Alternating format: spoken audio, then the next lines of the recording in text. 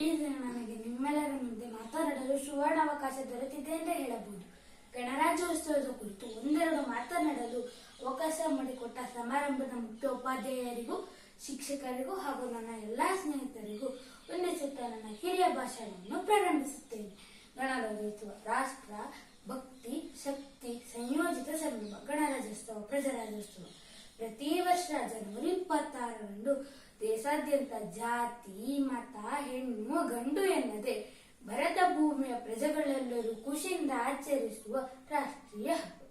ಜನವರಿ 26, 1950ರಂದು ಇಡೀ ದೇಶದ ರಾಜ್ಯಗಳಿಗೆ ಅನ್ವಯವಾಗುವಂತೆ ಅಂಗೀಕರಿತ ಸಮಾನತೆ ಮೌಲ್ಯಗಳ ಮೇಲೆ ರಚನೆಯಾದ ನಮ್ಮ ಸಂವಿಧಾನಕ್ಕೆ ಈಗ 75ನೇ ಹರೆಯ.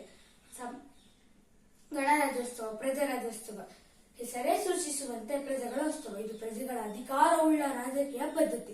ಪ್ರಜೆಗಳೇ ಇಲ್ಲಿ ಸಾರ್ವಭೌಮರು. ಈ ಸಾರ್ವಭೌಮರು ತಮ್ಮ ಅನುಕೂಲಕ್ಕಾಗಿ ಅರ್ಹ ಸೇವಕರನ್ನು, ಪ್ರತಿನಿಧಿಗಳನ್ನು ಚುನಾಯಿಸಿ ತಮ್ಮ ಮೂಲಕ ಅಧಿಕಾರ ಆಡಳಿತ ಚಲಾಯಿಸಲು ಅನುಮತಿ ನೀಡಿರುತ್ತದೆ. ಇದೇ ಪ್ರಜಾಪ್ರಭುತ್ವ. ಇದನ್ನು ಹೀಗೆ ಹೇಳಬಹುದು: ನಾವೆಲ್ಲ ಒಂದು ಮನೆ ಮಕ್ಕಳು, ಸಮಾನ ಅಧಿಕಾರವುಳ್ಳವರು. ಮನೆಯ ಉದ್ದೇಶವೇ ಎಲ್ಲರಿಗೂ ಖುಷಿ ನೀಡುವುದು.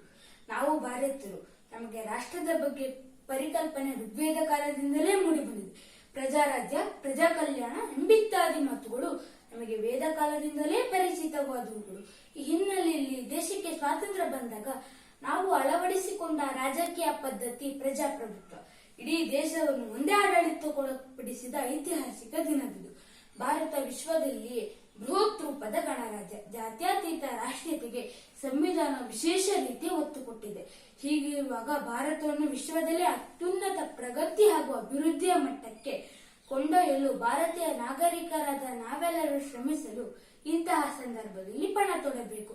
ರಾಷ್ಟ್ರಕ್ಕೆ ಯಾವ ರೀತಿಯಲ್ಲೂ ಧಕ್ಕೆ ಉಂಟಾಗದಂತೆ ಭಾರತದಲ್ಲಿರುವ ಸಕಲ ಧರ್ಮೀಯರು ಅನ್ಯೋನ್ಯತೆಯಿಂದ ಸಹೋದರ ಮನೋಭಾವನೆಯೊಂದಿಗೆ ಜಾತೀಯತೆ, ಪ್ರಾಂತೀಯತೆ, ಭಾಷೆಯತೆ ಮೊದಲಾದ ಭಾವನೆಗಳಿಂದ ದೂರವಾಗಿ ಭಾರತೀಯತೆ ಎಂಬ ಸದ್ಭಾವನೆಯೊಂದಿಗೆ ಮುನ್ನಡೆಯಬೇಕು.